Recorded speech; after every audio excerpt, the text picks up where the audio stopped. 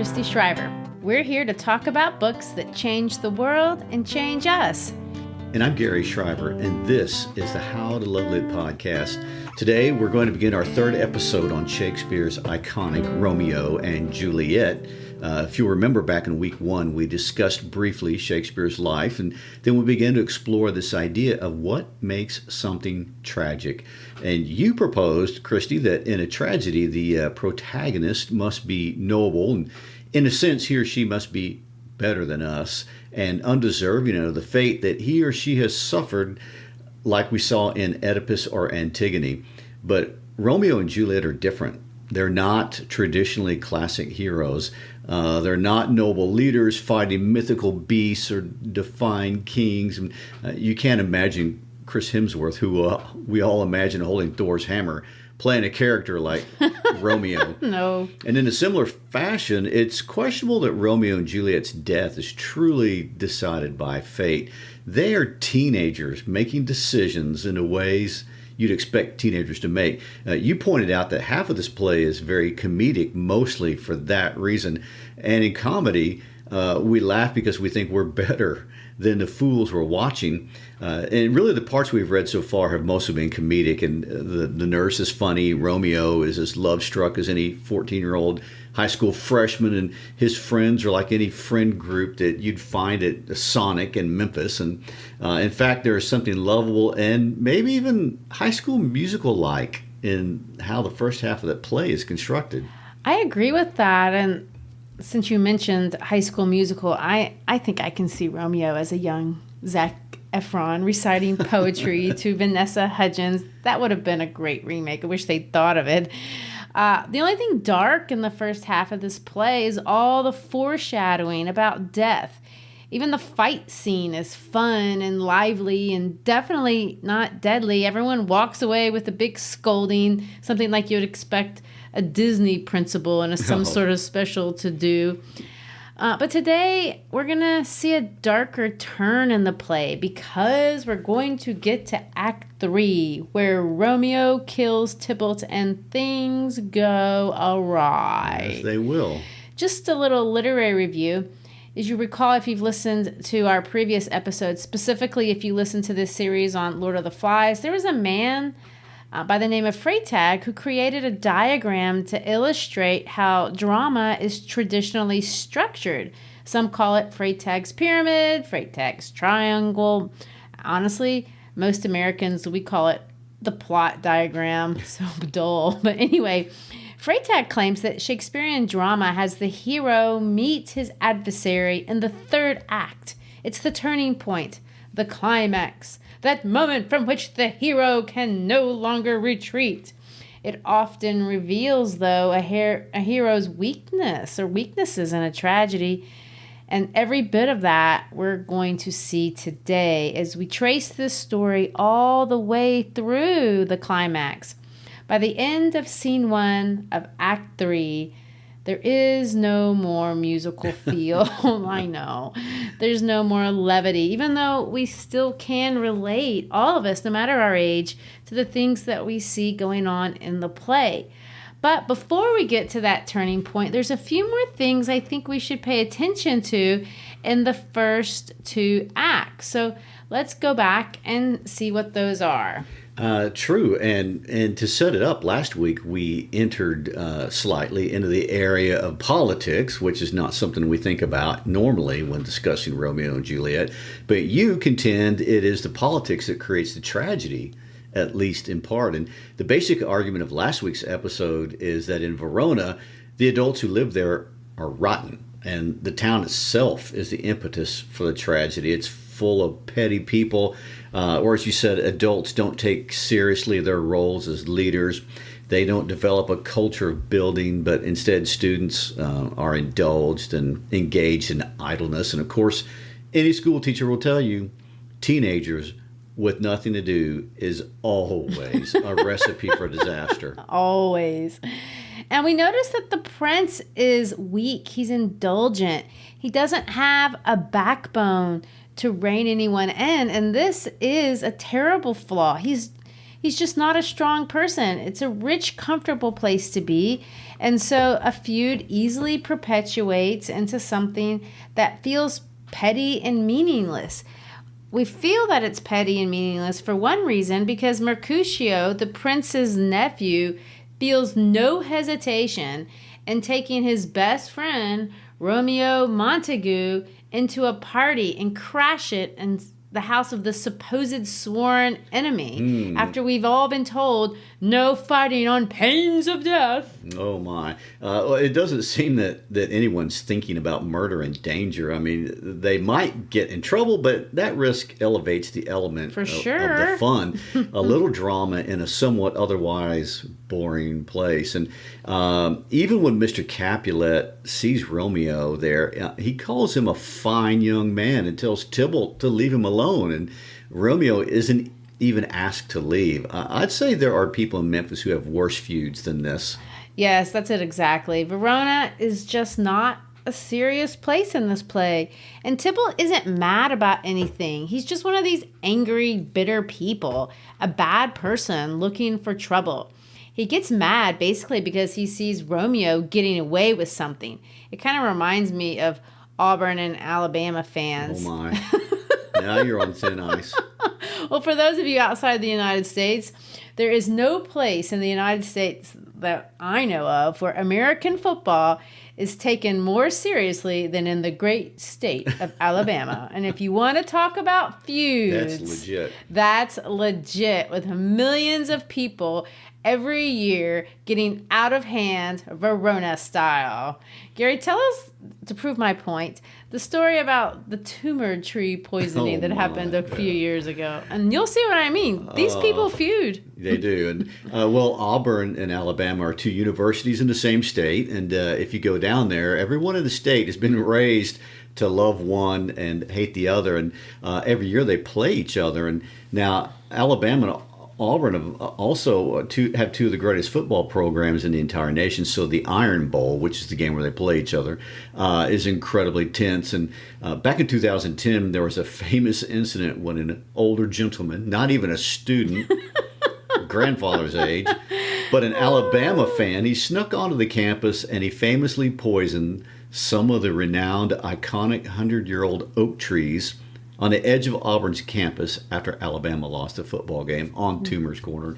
Well, the state blew up, and the man whose name was Harvey Updike was sentenced to 3 years in prison and a fine of $800,000. That's serious. Yes, and not unlike what happens to Romeo. For a spoiler, he was banished from Auburn. Banished. And actually lived out his life in the state of Louisiana, safely away from the state of Alabama. Well, on that note, I think I know a couple of, well, more than one Alabama parent who would consider banishing their son or daughter if they married someone who had attended the opposing university. But this is kind of the feel of Act 1, where we are in this world of feuds, and we're going to transition from this world of feuds into this private world of teenagers. And of course, it's the language of love that has become so memorable over the centuries. Such fun wordplay. These words are famous because they're beautiful and they're complex. Everyone knows, did my heart love till now? I never saw true beauty till this night. What's in a name? That which we call a rose by any other name would smell as sweet. Obviously, teenagers don't talk like this. They're not quite that clever. Although I will say, I did get a sappy love poem once written by a boy in the 6th grade. Oh, really? Do tell.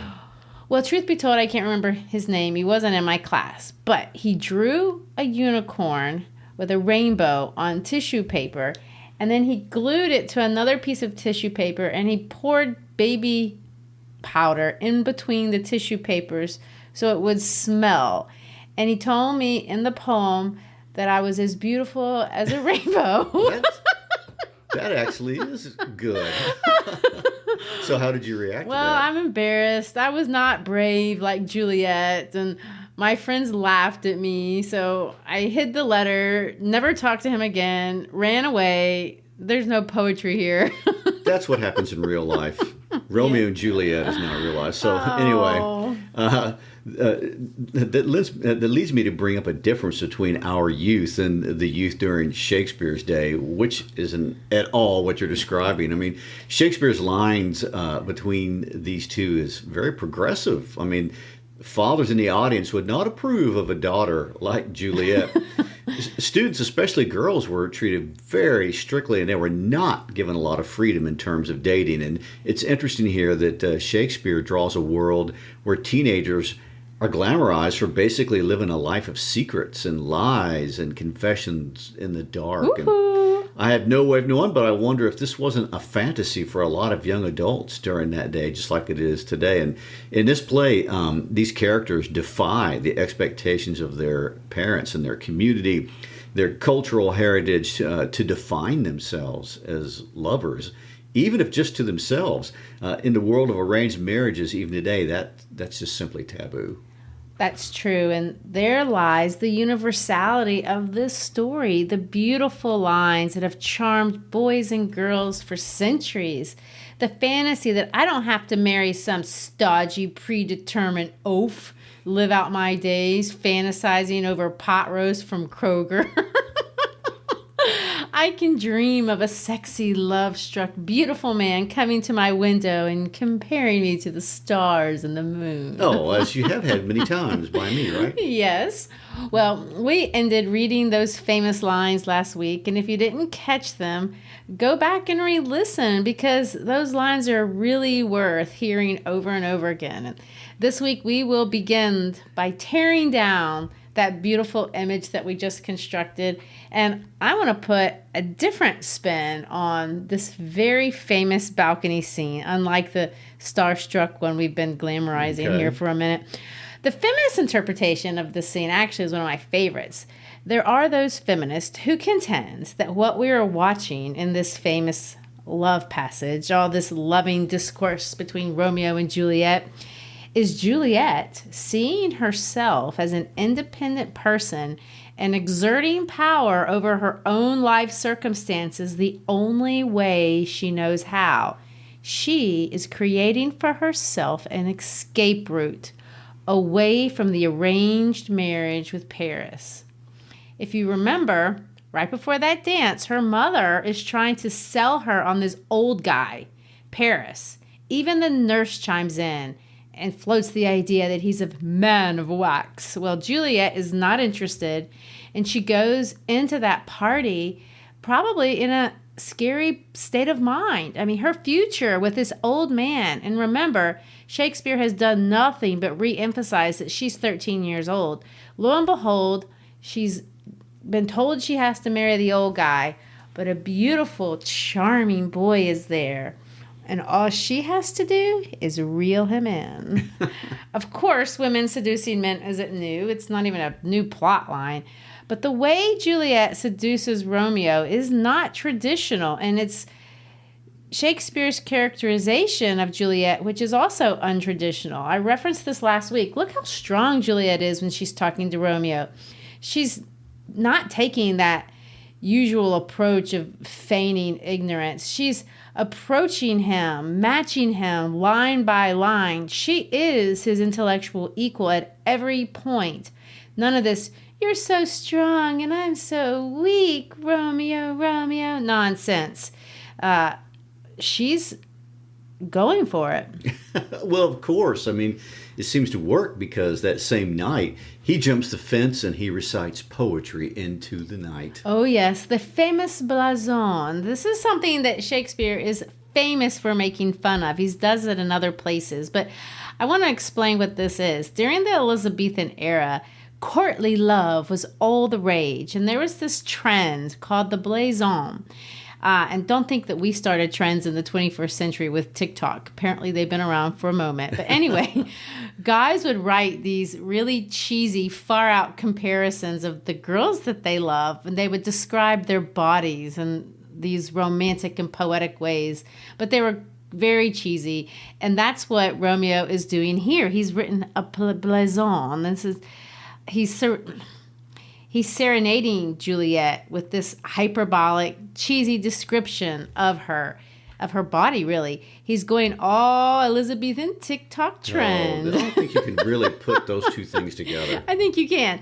She's more fair or beautiful than the sun. Her vestal livery, that's her virginity, is sick and green. He's telling her to cast it off.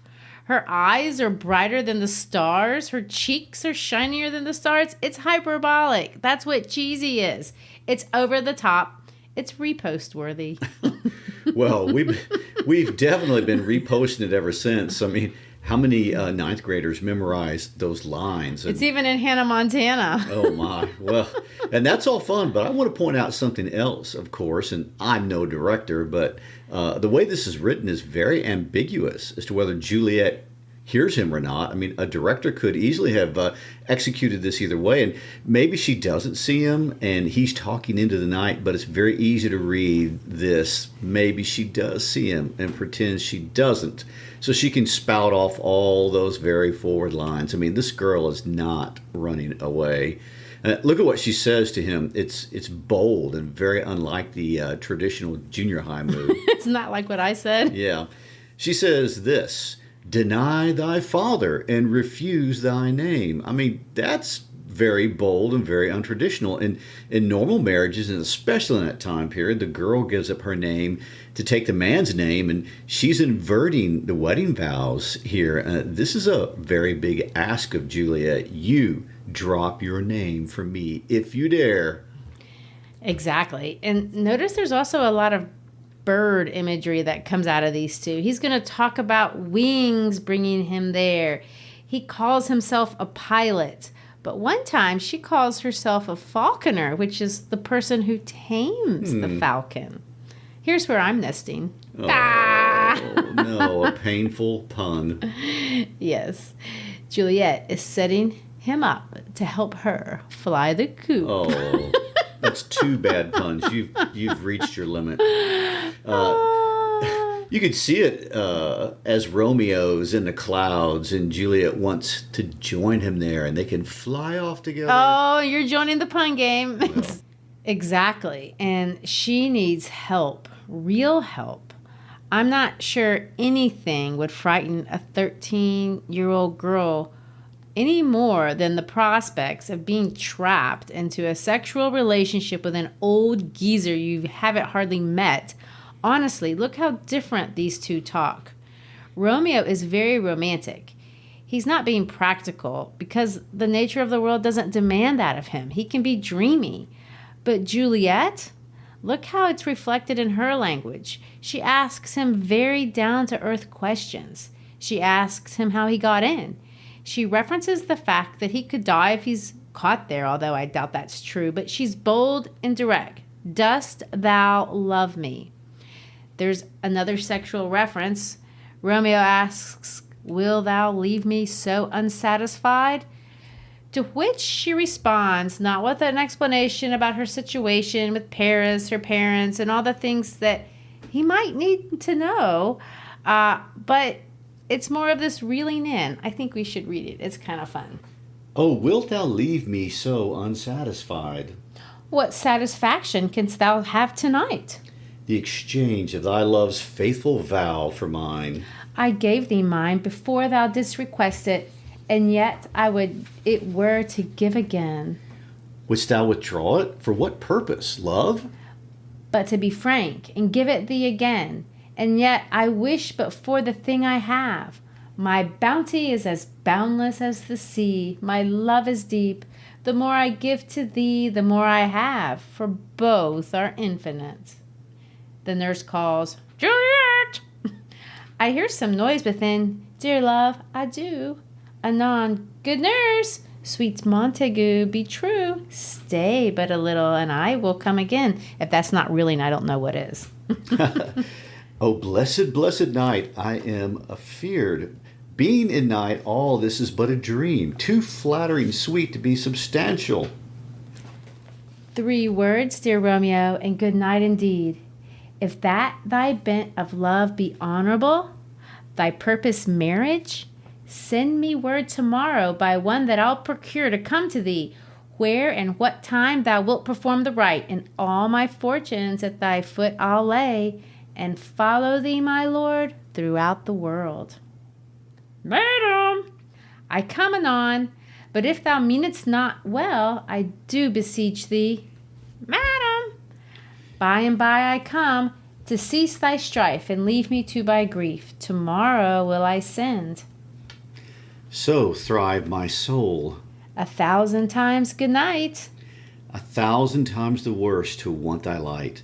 Love goes toward love as schoolboys from their books, but love from love toward school with heavy looks. Well, any thoughts? Is she really an amen? Well, I think you're trying to destroy the world's greatest love scene. Well, maybe not. It's just interesting. This is a very hot and steamy dialogue. It's not sweet and innocent like we saw between Emily and George in Our Town. There's passion here, and I believe there is self-interest here. And I don't believe it's just on the part of Juliet. This is a very different relationship between a man and a woman that's expressed here. Shakespeare has made these two teenagers very grown up, and in some ways what we're looking at is a negotiation. We see sexual love, we see sexual power. I think it's still love, but a love of a different sort. Eros is what the Greeks called it. Well, I guess with that note, we fly off the balcony, enter into scene 3, and meet the friar, the other adult in this play. And I'm going to predict that you're not going to be kind to this man of the cloth. Correct. You know me well, darling. What is up with Friar Lawrence? First of all, this guy has zero spirituality. We don't see him at any time in prayer. He doesn't talk of the Bible. He talks of nature, virtues, man's virtues, but nothing is centered around the attributes and concerns of the things of God. He does call out Romeo for being a little hasty with wanting to marry Juliet one day after they met. It's kind of funny. We should read those lines. They're kind of funny. Okay. Holy St. Francis, what a change is here. First of all, we should all start saying Holy St. Francis way more than we do. That's a great line. Holy St. Francis. Is Rosalind, whom thou didst love so dear, so soon forsaken? Young men's love then lies, not truly in their hearts, but in their eyes. Jesu Maria, what a deal of brine! How wash thy sallow cheeks for Rosalind! How much salt water thrown away in waste to season love that of it doth not taste! The sun not yet thy sighs from heaven clears, thy old groans ring yet in my ancient ears. Lo, here upon thy cheek the stain doth sit of an old tear that is not washed off yet. If e'er thou wast thyself, and these woes thine, thou and these woes were all for Rosaline. And art thou changed? Pronounce the sentence then. Women may fall, but there's no strength in men. That's kind of true. I guess I'll be Romeo here. Let me read his lines. Okay. Thou chidest me oft for loving Rosalind, For doting, not for loving, pupil mine. and badest me bury love. Not in a grave to lay one in, another out to have. I pray thee, chide not. She whom I love now doth grace for grace, and love for love allow. The other did not so. Oh, she knew well. Thy love did read by rote and could not spell. But come, young waverer, come go with me. In one respect, I'll thy assistant be. For this alliance may be so happy prove to turn your household's rancor to pure love. Oh, let us hence. I stand on sudden haste. Wisely and slow they stumble that run fast. His thinking is horrible. He in no way, it's clear, he in no way believes Romeo is in love. And there's no indication that he's looking out for Romeo or even Juliet's best interest. This man is a terrible friar. I told you so. He's willing to use these children.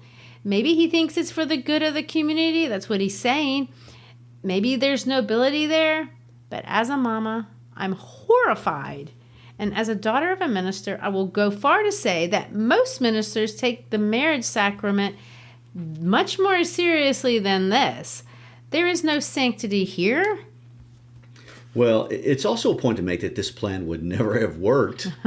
Probably true. Right. Shakespeare hints in a prologue what most of us would assume to be true, that if these two had gotten away with even getting married, the parents would have lost their minds with anger and probably have either kicked him out of the house or forced the friar to annul the whole thing. And never mind, all the talk of graves is more foreshadowing. And yet, this is the friar's plan. Let's just get them married and see what happens. In scene 4, which is where we are now, we are back to Mercutio and Benvolio and all the sexual innuendos and jesting that goes back and forth with those two. Sure wit, follow me this jest now, till thou hast worn out thy pomp, that when the single soul of it is worn, thy jest may remain after the wearing solely singular. It's just silly. All this alliteration, the double entendres, you can hardly read it, but the more you catch, the funnier it is. Well, it for sure takes a couple of reads to pick it up, especially for me. But what we can't help but pick up is the focal point between Romeo and the nurse. I mean, the wedding has been arranged. This afternoon, they will be married at Friar Lawrence's cell. And what is more important than that for Romeo is that the nurse is to get a rope ladder for him to get up that balcony and consummate this marriage. The important things in life have to be handled first. Let me add 2 more points before we move to scene 5. The nurse has given another really famous line here. It's actually more famous today because it was used in the theme song of that TV show Pretty Little Liars. Two may keep a counsel if... Well, that's the way they say it. The way that Shakespeare says it is this. Two may keep counsel, putting one away. They say it. Two may keep a secret if one of them is dead. All right. Another great Shakespearean line people don't know. That's true. The other point to note, back to my Juliet is a feminist. Listen to what the nurse tells Romeo about Juliet's situation. Well, sir, my mistress is the sweetest lady. Lord, Lord, when 'twas a little prating thing, oh, there is a nobleman in town, one Paris that would fain lay knife aboard, but she, good soul, has a lief see a toad, a very toad to see him. I anger her sometimes and tell her that Paris is the properer man, but I'll warrant you, when I say so, she looks as pale as any clout in the versal world. Doth not Rosemary and Romeo begin with the letter? Aye, nurse, what of that? Both with an R. Aw, mocker, that's the dog's name. R is for the... No, I knew it begins with some other letter, and she hath the prettier sententious of it, of you and Rosemary. That is, would do you good to hear it. Commend me to thy lady. Aye, 1,000 times. Peter! Well... What does that line mean? Rosemary and Romeo, doth not Rosemary and Romeo begin both with a letter? I know. First of all, the nurse is pretty ignorant and she can't keep anything straight. But honestly, I haven't brought up a lot of this because there's just so much of it, but it's more of the foreshadowing. Rosemary is a symbol of remembrance. It's used at funerals and weddings too, but we're supposed to note that. Shakespeare at every point constantly reminds us that Romeo and Rosemary do have a connection. They're heading for disaster.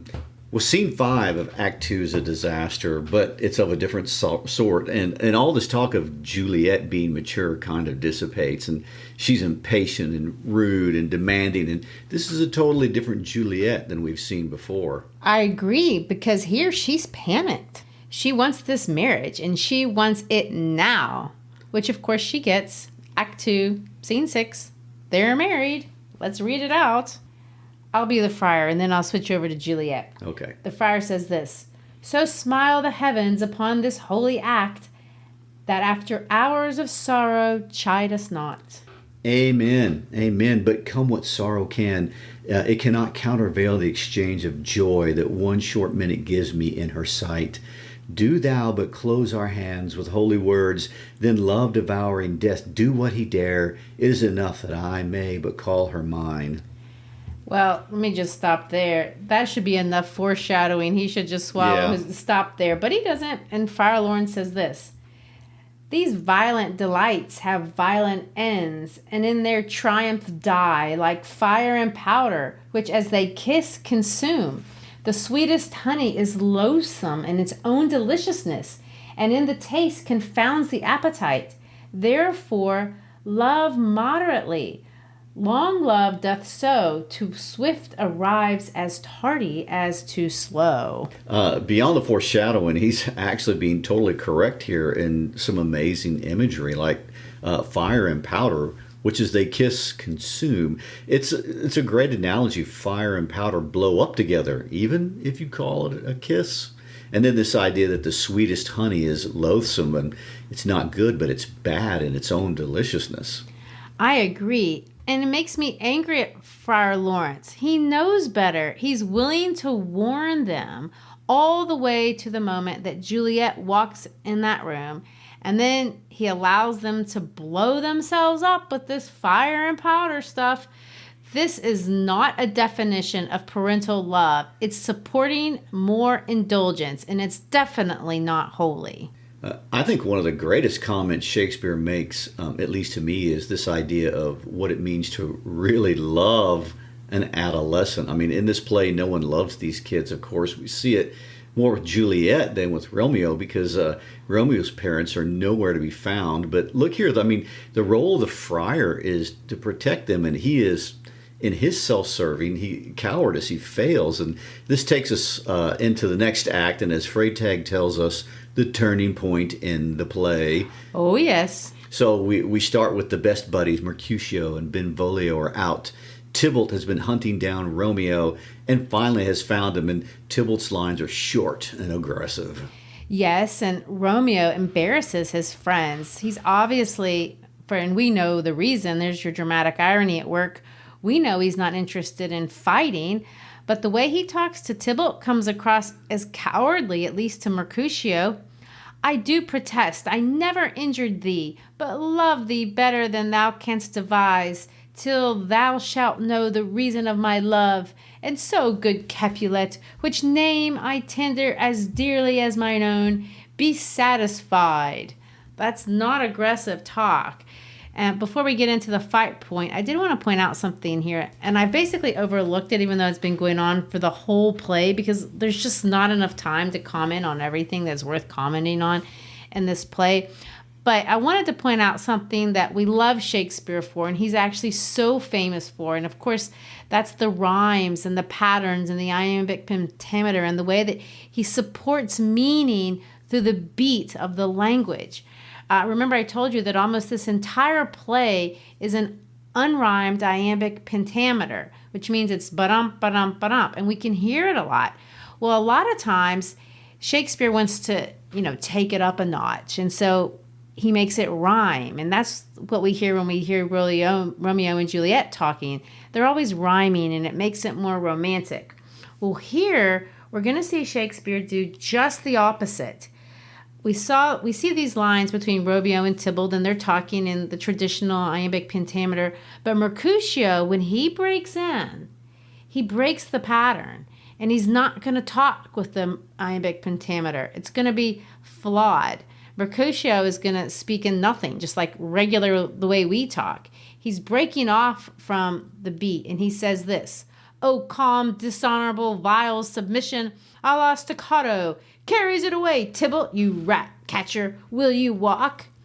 In a way, we see Mercutio is interfering, and Shakespeare supports this idea that it's not a good idea, not by what he says, but by the way the words sound. It's just clever, and one of the many reasons we're all in love with Shakespeare.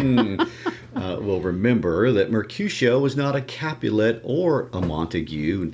He's related to the prince, and he really has no reason to fight, but he gets caught up in the moment, and he and Tybalt fight it out until Tybalt stabs him. And again, so many directors have done this fight scene so differently, but one thing we know from Mercutio's dying lines is that Romeo got between him and Tybalt, giving Tybalt the edge that allowed him to stab Mercutio. Exactly. And in Frank Zeffirelli's 1968 movie portrayal, he has Tybalt like looking shocked. Like he didn't actually mean to kill him. It just happened. And it's a nice way to think of it. I mean, why would he want to randomly kill the king's nephew? Of course, Mercutio dies with the famous curse, "A plague o' both your houses, I am sped." He knows he's dead, but the fun-loving friend can't die without one more final pun as we transition from comedy to tragedy. "'Tis not so deep as a well, nor so wide as a church door, but 'tis enough, 'twill serve. Ask for me tomorrow, and you shall find me a grave man." Oh, my. I know, it's sad, but it's kind of funny. The fun-loving friend, the one who dreamed up Queen Mab, is now dead. Well, and Romeo thinks that too. And another side of Romeo comes out. Benvolio says, "Oh, Romeo, Romeo, brave Mercutio is dead. That gallant spirit hath aspired the clouds, which too untimely here did scorn the earth. This day's black fate on more days doth depend. This but begins the woe, others must end. Here comes the furious Tybalt back again. Alive in triumph and Mercutio slain. Away to heaven, respective lenity and fire-eyed fury be my conduct now. Now, Tybalt, take the villain back again. That late thou gavest me, for Mercutio's soul is but a little way above our heads. Staying for thine to keep him company. Either thou or I or both must go with him. Thou wretched boy, thou didst consort him here. Shout with him hence. This shall determine that.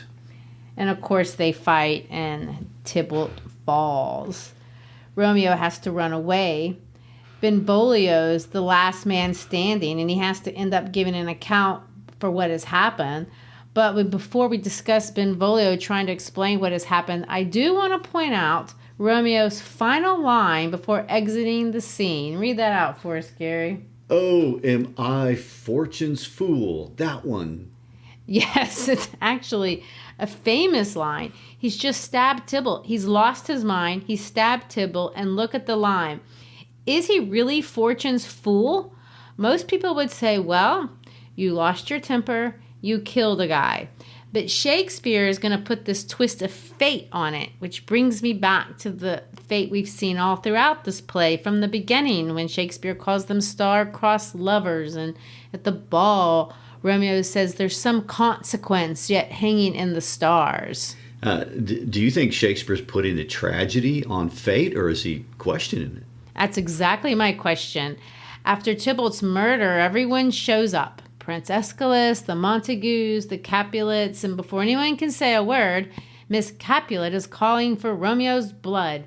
And then Benvolio has to tell the story about what's happened, and I don't think that they can blame fate. Well, no, he tells the story pretty fairly. I think he comes off pretty objective.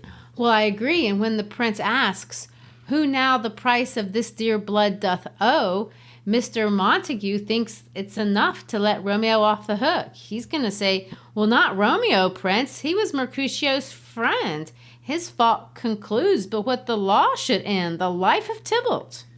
Well, the prince had said that if they fought again, that there would be a death penalty put in place. But we can see here that he doesn't have the stomach for that. And clearly everyone else knows he doesn't either. And hence all the back and forth trying to influence his decision as to what should happen to a clearly guilty party. I mean, there's an aimlessness in this prince, and there's no real leadership. I mean, he may could justify his decision as being an act of mercy, but it doesn't resolve the conflict between the two families, and it barely pacifies one side, and neither the religious leadership or the political leadership. Yes, and here I want to point out, no one here looks very level-headed. Impulsivity has been a reoccurring motif throughout this whole play, and it's going to actually turn into a dominant theme. Everyone is so impulsive. Obviously, Romeo and Juliet are impulsive, but so is the friar. So are the parents. So is the prince. Really, the wise move here would have not been to rush to any judgment and just sit on it. But no, he makes a judgment. Romeo is banished. And what is to happen next, we will see, is one reckless, hasty decision after another for the rest of the play.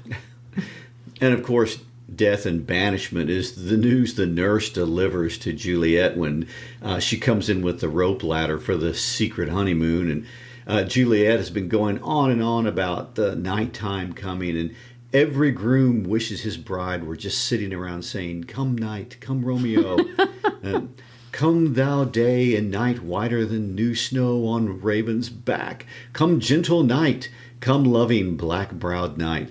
Give me my Romeo, and when he shall die, take him and cut him out in little stars, and he will make the face of heaven so fine that all the world will be in love with night and pay no worship to the garish sun." I mean, can we say a little bit of that cheese you're talking about? Well, for sure. And notice all the dark and light imagery. They're huge in this play. We saw that on the balcony scene. We see it here again.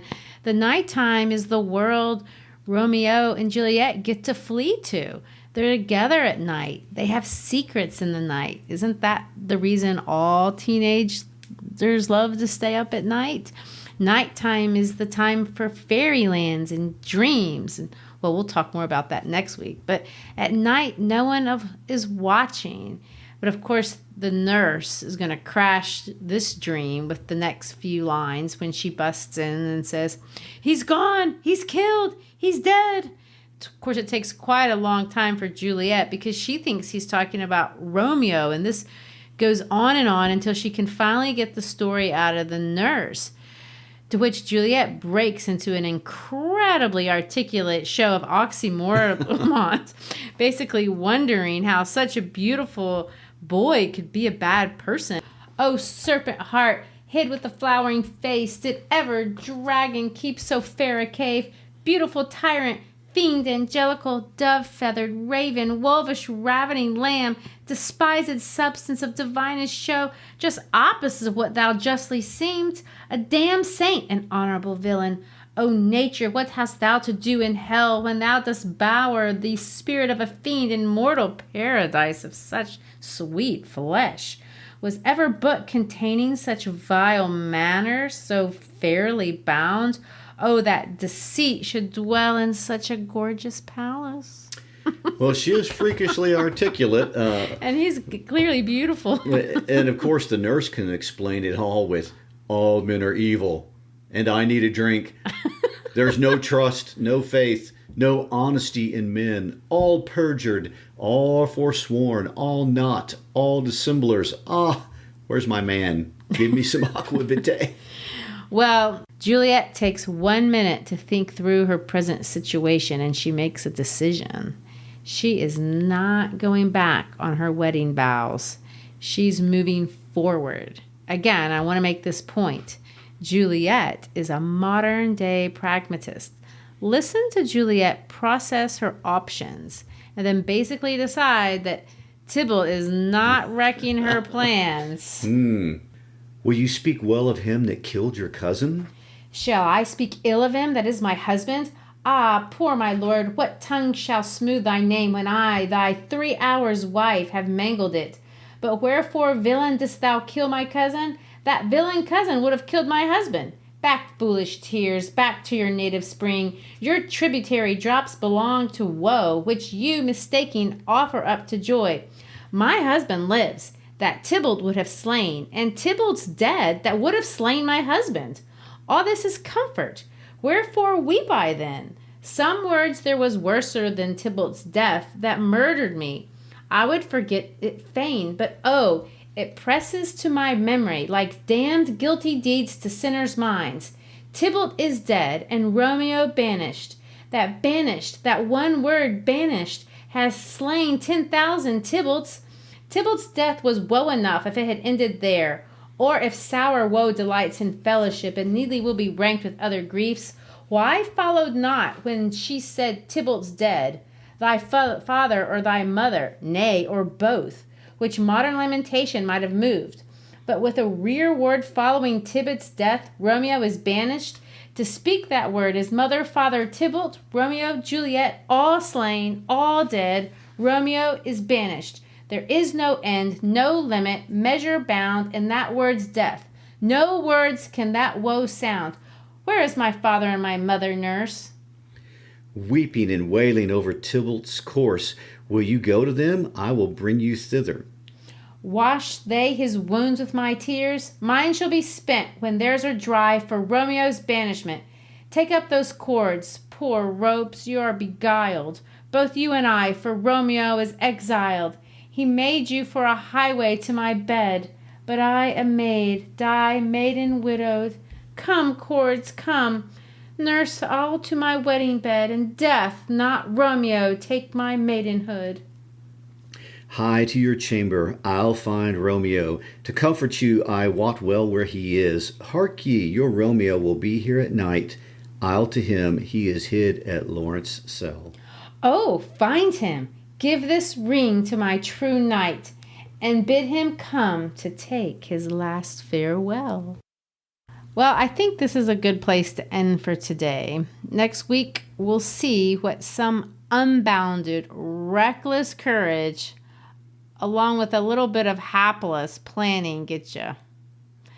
We've got a lot to cover, but we'll have to borrow Romeo's wings and fly next week to the end of the play. Okay, well, on that note, thanks for listening today, and please do us the great honor and hit the 5-star button on your podcast app.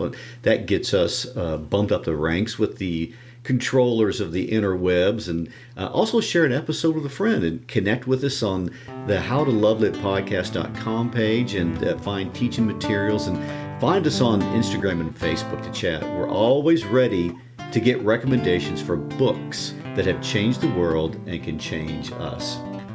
Peace out.